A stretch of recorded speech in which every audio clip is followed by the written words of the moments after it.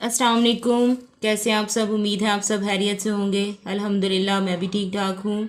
हमने सबक नंबर 6 का आगाज़ किया था जिसका अनवान है जी कुदरती आफ़ात। इस सबक में हमने कुदरती आफ़ात के बारे में पढ़ा, जिसमें हमने ये देखा था कि कुछ मुसीबतें या आफ़ात जो हैं वो बीमारियों की शक्ल में आती थी, जैसे ताउन और हैज़ा और मलेरिया का ज़िक्र किया गया है। इसके अलावा कुछ जो हैं आफ़ात जो हैं वो दूसरी सूरत में आती हैं, जैसे बारिशें हैं, ज़लज़ले हैं, सैलाब हैं, आतिफ़िशां हैं और तूफ़ान है। इस सबक के हमने तकरीबन तमाम सवालात जो हैं वो कर लिए हैं, जिसमें सिर्फ़ एक जो मुख्तसर सवालात हैं और जो तफसीली सवालात हैं वो हमारे रह गए थे। ठीक है, तो आज हम वही करेंगे। मुख्तसर सवालात में सबसे पहले देखें तो तफ़हीम है। सवाल नंबर 1 है, मदरजा ज़ैल सवालात के मुख्तसर जवाब दें। नंबर 1, कुदरती आफत किसे कहते हैं। नंबर 2, पहले कौन सी बीमारियां मुख्तलिफ हुआ करती थीं। नंबर 3, क्या आज कल ताउन की बीमारी मौजूद है। नंबर 4, ज़लज़ले से क्या होता है। नंबर 5, सबसे ज़्यादा शिद्दत का ज़लज़ला कब और कहाँ आया, उसकी शिद्दत क्या थी। नंबर 6, कोयटा के ज़लज़ले में कितने अफराद हलाक हुए और कितने ज़ख्मी हुए। नंबर 7, 8 अक्टूबर सन 2005 के दिन मुज़फ़्फ़राबाद में क्या हुआ था। सवाल नंबर 8 है, सैलाब किस तरह नुकसान पहुंचाता है। तो ये हमने सवाल देख लिए हैं, हम इसके जो जवाबात हैं वो कापी पे करेंगे। उसके लिए सबसे पहले हम तारीख़ लिखेंगे, जमात का काम लिखेंगे और सबक नंबर 6 और अनवान है हमारा जी कुदरती आफ़ात। इसमें देखें, दर्ज झैल सवालात के मुख्तसर जवाब दें। सवाल नंबर 1 है, कुदरती आफत किसे कहते हैं। तो इसका जवाब ज़रा देखें। अल्लाह की तरफ से आने वाली ऐसी नागहानी आफात जिनमें इंसान का कोई दखल नहीं होता कुदरती आफात कहलाता है। इसकी वजह से बहुत जानी और माली नुकसान होता है, जैसे ज़लज़ले, सैलाब, तूफ़ान और आतिशफ़िशां वगैरह। सवाल नंबर 2 जो हमारा है वो ये है, पहले कौन सी बीमारियां मुख्तलिफ हुआ करती थी, यानी जानलेवा हुआ करती थी। तो इसका जवाब है ताउन, हैज़े, मलेरिया जैसी बीमारियां मुख्तलिफ हुआ करती थीं। सवाल नंबर 3 है, क्या आजकल ताउन की बीमारी मौजूद है। तो इसका क्या जवाब है, जी नहीं। इसके बाद आप हरफ़े निदाइया जो है वो लगाएंगे। ठीक है, आजकल ताउन की बीमारी मौजूद नहीं है। अगला जो सवाल है, सवाल नंबर 4, ज़लज़ले से क्या होता है। तो इसका जवाब है कि ज़लज़ले से जानी और माली नुकसान होता है। कई कई मंजिला अमारात आन वाहिद में मलबे का ढेर बन जाती हैं। इस मलबे से ज़ख्मियों को और ज़िंदा बच जाने वाले इंसानों को निकालना नामुमकिन हो जाता है। इंसानों को निकाल भी लिया जाए तो इमारत के मलबे को उठाना और इसके बाद नई इमारत को तामीर करना महीनों या बरसों में मुमकिन हो पाता है। सवाल नंबर 5 है, सबसे ज़्यादा शिद्दत का ज़लज़ला कब और कहाँ आया। इसका जवाब है, दुनिया का सबसे ज़्यादा शदीद ज़लज़ला 1960 में चिली में आया था। रेक्टर स्केल पर इसकी शिद्दत 9.6 थी। अगला सवाल है, कोयटा के ज़लज़ले में कितने अफराद हलाक और ज़ख्मी हुए। तो इसका जवाब है, कोयटा के ज़लज़ले में 60,000 के करीब अफराद हलाक और सैकड़ों ज़ख्मी हुए। सवाल नंबर 7 है, 8 अक्टूबर 2005 ईस्वी में मुज़फ़्फ़राबाद में क्या हुआ।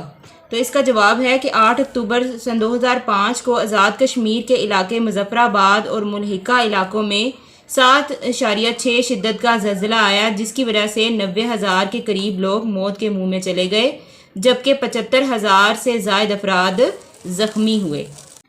सवाल नंबर 8 है, सैलाब किस तरह नुकसान पहुंचाता है। तो इसका जवाब ये है कि सैलाब की वजह से हज़ारों इंसानों और जानवर मौत के मुंह में चले जाते हैं, मकानात ढह जाते हैं, गाड़ियां सैलाब के पानी में बह जाती हैं और फसलें तबाह बर्बाद हो जाती हैं। सैलाब के बायस सड़कें टूट जाती हैं और पुल सैलाबी रेलों में बह जाते हैं। सवाल नंबर 2 है, मदरजा झैल सवालात के तफसीली जवाब दें। तो सवाल नंबर 1 है, ज़लज़ले ज़्यादा नुकसानदेह हैं या सैलाब। दलाइल से जवाब दें। ठीक है, और सवाल नंबर 2 है, सैलाब की तबाहकारियों को किस तरह कम किया जा सकता है। तो हम सवाल नंबर 1 का जवाब जो सबसे पहले करेंगे। अगर आप सफ़ा नंबर जो है 32 निकालें, यानी 32, تو جو سوال نمبر 1 ہے نا اس کا جواب ہم یہاں سے شروع کریں گے، اور شروع میں ہم لگا لیں گے زلزلے زیادہ نقصان دہ ہیں، اس کی وجہ سے دنیا کے مختلف حصوں میں ہزاروں انسان موت کا شکار ہو چکے ہیں۔ جانی نقصان کے ساتھ ساتھ مالی نقصان الگ ہوتا ہے، کئی منزلہ عمارات آنے واحد میں ملبے کا ڈھیر بن جاتی ہیں۔ اس ملبے سے زخمیوں اور زندہ بچ جانے والے انسانوں کو نکالنا ناممکن ہو جاتا ہے۔ انسانوں کو نکال بھی لیا جائے تو عمارت کے ملبے کو اٹھانا اور اس کے بعد نئی عمارت تعمیر کرنا مہینوں یا برسوں میں ممکن ہو پاتا ہے۔ دنیا میں سب سے زیادہ شدید زلزلہ 1960 میں چلی میں آیا تھا۔ ریکٹر اسکیل پر اس کی شدت 9.6 تھی۔ ہلاکتوں کے لحاظ سے دنیا کا بدترین زلزلہ 1556 میں چین کے 2 صوبوں شانشوئی اور شانزئی میں آیا تھا۔ ایک اندازے کے مطابق ان دونوں صوبوں کی 60% آبادی موت کے منہ میں چلی گئی تھی۔ اس زلزلے کی شدت ریکٹر اسکیل پر 8 تھی۔ پاکستان کے صوبہ بلوچستان کے شہر کوئٹہ میں برصغیر کی تاریخ کا بدترین زلزلہ آیا۔ 31 مئی 1935 میں آنے والے اس زلزلے نے وہ تباہی مچائی کہ الامان الحفیظ۔ 7.7 شدت کے اس زلزلے کی وجہ سے 60,000 کے قریب افراد موت کے منہ میں چلے گئے اور 60% سے زیادہ عمارات ملبے کا ڈھیر بن گئی۔ 8 اکتوبر 2005 کو آزاد کشمیر کے علاقے مظفر آباد اور ملحقہ علاقوں میں 7.6 شدت کا زلزلہ آیا، جس کی وجہ سے 90,000 کے قریب لوگ موت کے منہ میں چلے گئے، جبکہ 75,000 سے زائد افراد جو ہے وہ زخمی ہوئے۔ یہاں تک آپ کا جو ہے وہ لانگ کویسچن پہلا بن رہا ہے، ٹھیک ہے۔